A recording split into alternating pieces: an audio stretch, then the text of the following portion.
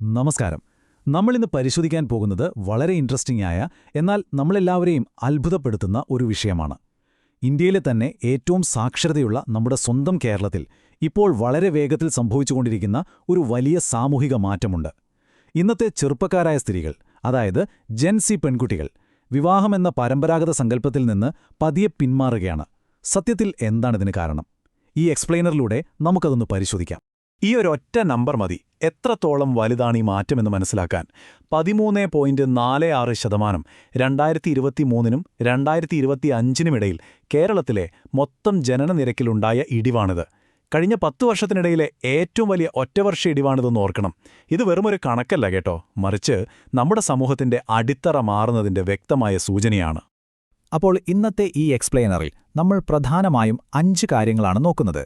The great retreat അഥവാ വലിയ പിന്മാറ്റം, പിന്നെ ദി അൺബാലൻസ്ഡ് ഇക്വേഷൻ, മൂന്നാമതായി ദി ഇൻറ്റിമസി ഗ്യാപ്പ്, നാലാമതായി ദി ഡെമോഗ്രാഫിക് ഷോക്ക് വേവ്, ഒടുവിൽ ഭാവിയിലേക്കൊരു നോട്ടം. അപ്പോൾ ഒന്നാമത്തെ കാര്യത്തിലേക്ക് വരാം. ദി ഗ്രേറ്റ് റിട്രീറ്റ് അഥവാ വലിയ പിന്മാറ്റം. ഈയൊരു മാറ്റത്തിന് തുടക്കം കുറിച്ചത് തന്നെ ഇന്നത്തെ യുവതികൾ നേടിയ വിദ്യാഭ്യാസപരവും സാമ്പത്തികവുമായ വലിയ മുന്നേറ്റങ്ങളാണ്. ഉന്നത വിദ്യാഭ്യാസ രംഗത്തെ കണക്കുകൾ നമ്മളൊന്ന് ശ്രദ്ധിച്ചാൽ സ്ത്രീകൾ 49% നിൽക്കുമ്പോൾ പുരുഷന്മാർ വെറും 34.1% മാത്രമാണുള്ളത്. അതായത് അക്കാദമിക രംഗത്ത് പുരുഷന്മാരെക്കാൾ ബഹുദൂരം മുന്നിലാണ് ഇന്നത്തെ കേരളീയ സ്ത്രീകൾ. ഈ വിദ്യാഭ്യാസം അവരുടെ കാഴ്ചപ്പാടുകളെയും ചിന്താഗതികളെയും അടിമുടി മാറ്റിമറിച്ചിട്ടുണ്ട്. വിദ്യാഭ്യാസം മാത്രമല്ല, ജോലിയുടെ കാര്യത്തിലും അവർ മുന്നിലാണ്. ഇന്ന് 46% സ്ത്രീകൾ തൊഴിൽ മേഖലയിലുണ്ട്. ഗ്രാമീണ മേഖലയിൽ പോലും ഇത് 48.6%. ഇതൊന്ന് ആലോചിച്ചു നോക്കൂ. മികച്ച വിദ്യാഭ്യാസവും സ്വന്തമായി വരുമാനവുമുള്ളൊരു പെൺകുട്ടിക്ക് അവളുടെ സാമ്പത്തിക ഭദ്രതയ്ക്ക് വേണ്ടി മാത്രമിനി വിവാഹം കഴിക്കേണ്ട ആവശ്യമില്ല. അവർക്കിന്ന് സ്വന്തം കാലിൽ നിൽക്കാനറിയാം. ഇനി നമുക്ക് രണ്ടാമത്തെ സെക്ഷനിലേക്ക് കടക്കാം. ദി അൺബാലൻസ്ഡ് ഇക്വേഷൻ അഥവാ അസന്തുലിതമായ സമവാക്യം. സ്ത്രീകളുടെ ഈ ആധുനിക സ്വയം പര്യാപ്തതയും നമ്മുടെ പഴയകാല യാഥാർത്ഥ്യങ്ങളും തമ്മിൽ കൂട്ടിയിടിക്കുമ്പോഴാണ് യഥാർത്ഥ പ്രശ്നം തുടങ്ങുന്നത്. ഇതൊരു വലിയ വൈരുദ്ധ്യമാണ്. ഒരു വശത്ത് സ്വന്തമായി വരുമാനമുള്ള ബോൾഡായ ആധുനിക സ്ത്രീ, മറുവശത്തോ സ്ത്രീധന ആവശ്യങ്ങളും വീട്ടുജോലികളുടെ അസന്തുലിത അവസ്ഥയും നിറഞ്ഞ പരമ്പരാഗത വിവാഹസങ്കല്പം. സമൂഹം സ്ത്രീകൾക്ക് മികച്ച വിദ്യാഭ്യാസവും സ്വാതന്ത്ര്യവും നൽകുന്നുണ്ട്. പക്ഷേ വിവാഹത്തിന്റെ കാര്യത്തിൽ വരുമ്പോൾ ഇപ്പോഴും പഴയ കാലത്തെപ്പോലെ വിട്ടുവീഴ്ചകൾ ചെയ്യാനാണ് അവരോട് ആവശ്യപ്പെടുന്നത്. ഇത് ഇന്നത്തെ സ്ത്രീകൾക്ക് ഒട്ടും അംഗീകരിക്കാൻ കഴിയുന്നില്ല. ഈ 20% എന്ന കണക്ക് നമ്മളെ ശരിക്കും ഭയപ്പെടുത്തേണ്ട ഒന്നാണ്. കേരളത്തിൽ സ്വന്തമായി വരുമാനമുള്ള 20% സ്ത്രീകൾ ഭർത്താക്കന്മാരിൽ നിന്ന് ഗാർഹിക പീഡനം നേരിടുന്നുണ്ട് എന്നാണ് റിപ്പോർട്ടുകൾ. എന്നാൽ തൊഴിലില്ലാത്ത സ്ത്രീകളിൽ ഇത് വെറും 10%. വിദ്യാഭ്യാസം അവർക്കൊരു സംരക്ഷണം നൽകുന്നില്ല എന്ന് മാത്രമല്ല, സ്വന്തമായി വരുമാനമുള്ളത് ചില പുരുഷന്മാരുടെ ഈഗോയെ ബാധിക്കുകയും ചെയ്യുന്നു. ഇത് കാണുന്ന ഇന്നത്തെ പെൺകുട്ടികൾ വിവാഹം ഒരു സുരക്ഷിത ഇടമല്ല എന്ന് ചിന്തിച്ചാൽ അവരെ കുറ്റം പറയാൻ പറ്റുമോ? നമുക്കെല്ലാവർക്കും ഓർമ്മയുണ്ടാകും, 2021-ൽ സ്ത്രീധന പീഡനത്തെ തുടർന്ന് വിസ്മയ നായർ എന്ന കുട്ടിക്ക് സംഭവിച്ച ദാരുണാന്ത്യം. ഗാർഹിക പീഡനത്തിന്റെ പ്രധാന കാരണങ്ങൾ ഇന്നും സ്ത്രീധനവും മദ്യപാനവും തന്നെയാണ്. ഇത്തരം സംഭവങ്ങൾ പത്രങ്ങളിൽ കണ്ടുവളരുന്ന ഇന്നത്തെ ഒരു പെൺകുട്ടിക്ക് വിവാഹമെന്നത് ശാരീരികവും സാമ്പത്തികവുമായ വലിയൊരു റിസ്ക്കായിട്ടാണ് തോന്നുന്നത്. മാത്രമല്ല, ഇന്നത്തെ പെൺകുട്ടികൾ സോഷ്യൽ മീഡിയയിലൂടെ ലോകം മുഴുവൻ കാണുന്നവരാണ്. അനാവശ്യ ബന്ധങ്ങളിൽ നിന്ന് വിട്ടുനിൽക്കുന്ന ബോയ്സ് സോബർ മൂവ്മെന്റും കുട്ടികളില്ലാതെ ജീവിക്കാനുള്ള തീരുമാനങ്ങളുമൊക്കെ അവർക്കിടയിൽ വളരെ സജീവമായി ചർച്ച ചെയ്യപ്പെടുന്നുണ്ട്. കുടുംബത്തിലെ വൈകാരികവും ശാരീരികവുമായ അധ്വാനത്തിന്റെ ഭാരം മുഴുവൻ തങ്ങൾ ഒറ്റയ്ക്ക് ചുമക്കേണ്ടതില്ല എന്ന് അവർ വളരെ ഉറപ്പിച്ചു പറയുകയാണ്.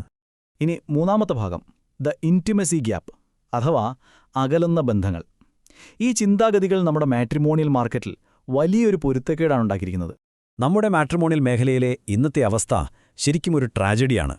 സ്ത്രീകളുടെ ആവശ്യങ്ങൾ വളരെ കൃത്യമാണ്. തുല്യമായ പങ്കാളിത്തം വേണം, അതുപോലെ സ്ത്രീധനം കൊടുക്കില്ല.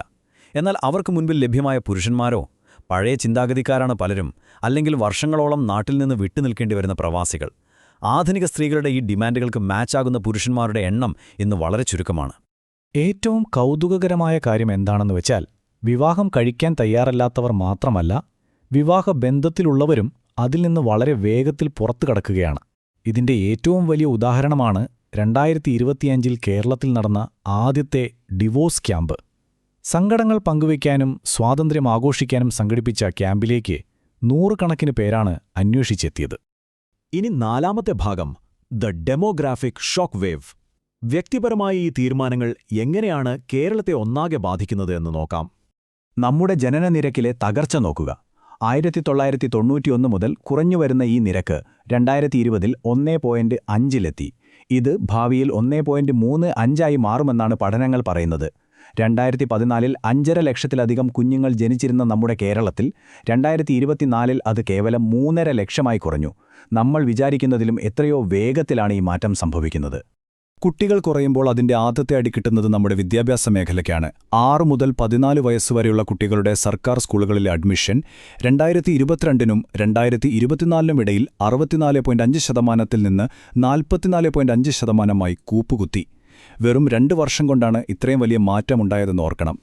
1997 ഈ നമ്പർ നമ്മൾ പ്രത്യേകം ശ്രദ്ധിക്കേണ്ടതാണ്. ഇത്രയും സർക്കാർ സ്കൂളുകളിൽ ഇന്ന് 25-ൽ താഴെ കുട്ടികൾ മാത്രമാണുള്ളത്. അതായത് ഭാവിയിൽ സ്കൂളുകൾ പലതും അടച്ചുപൂട്ടേണ്ടി വരും. കേരളത്തിലെ ഏറ്റവും വലിയ തൊഴിൽ മേഖലയായ വിദ്യാഭ്യാസ മേഖല വളരെ ഗുരുതരമായൊരു പ്രതിസന്ധിയാണ് നേരിടാൻ പോകുന്നത്. ഇതിനൊരു മറുവശം കൂടിയുണ്ട്. 2036 ആകുമ്പോഴേക്കും കേരളത്തിലെ 4-ൽ-1, അതായത് 25% പേർ 65 വയസ്സിന് മുകളിലുള്ള മുതിർന്ന പൗരന്മാരായിരിക്കും. ചെറുപ്പക്കാരുടെ എണ്ണം കുറയുകയും പ്രായമായവരുടെ എണ്ണം വർദ്ധിക്കുകയും ചെയ്യുമ്പോൾ ഈ പ്രായമായവരെ പരിചരിക്കാൻ ആവശ്യമായ ആളുകളോ സംവിധാനങ്ങളോ ഇവിടെ ഇല്ലാതെ വരും. ഇവിടെയാണ് ഒരു വലിയ വിരോധാഭാസമുള്ളത്. പെൺമക്കളെ ഇത്രയധികം പഠിപ്പിച്ചതിൽ ഇന്ന് പല മാതാപിതാക്കളും രഹസ്യമായി സങ്കടപ്പെടുന്നുണ്ട്.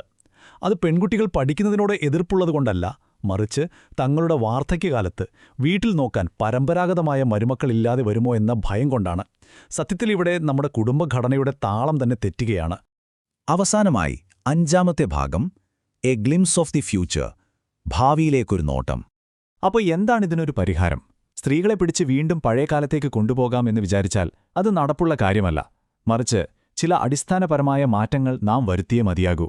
സ്ത്രീധനം എന്ന സംസ്കാരം പൂർണ്ണമായും ഇല്ലാതാക്കുക, പുരുഷന്മാരുടെ ചിന്താഗതി മാറ്റിയെടുക്കുക, അതുപോലെ വയോജനങ്ങളെ പരിചരിക്കാൻ മികച്ച ഇൻഫ്രാസ്ട്രക്ചർ സർക്കാർ തലത്തിലുണ്ടാക്കുക. ഈ കാര്യങ്ങൾ ചെയ്തേ മതിയാകൂ. അതുകൊണ്ട് ഈ മാറ്റങ്ങളെല്ലാം കണ്ടു കഴിയുമ്പോൾ നമ്മൾ നമ്മളോട് തന്നെ ചോദിക്കേണ്ട വളരെ പ്രധാനപ്പെട്ടൊരു ചോദ്യമുണ്ട്. സാമ്പത്തിക സ്വാതന്ത്ര്യമുള്ള, സ്വന്തമായി ചിന്തിക്കുന്ന ആധുനിക സ്ത്രീകളെ പൂർണ്ണമായി ഉൾക്കൊള്ളാൻ തക്കവണ്ണം നമ്മുടെ കുടുംബവ്യവസ്ഥയെ മാറ്റിപ്പണിയാൻ നമ്മൾ ശരിക്കും തയ്യാറാണോ? അതോ നമ്മുടെ ഈ പഴയകാല ഘടനകൾ അങ്ങനെ തന്നെ തകർന്നു വീഴാൻ നമ്മൾ അനുവദിക്കുമോ? ഇതൊരു ചോദ്യം മാത്രമല്ല, നാം ഓരോരുത്തരും ഗൗരവമായി ചിന്തിക്കേണ്ട ഒരു കാര്യം കൂടിയാണ്. ഈ എക്സ്പ്ലെയിനർ നിങ്ങൾക്ക് ഉപകാരപ്രദമായി എന്ന് കരുതുന്നു. മറ്റൊരു വിഷയവുമായി വീണ്ടും കാണാം. നന്ദി.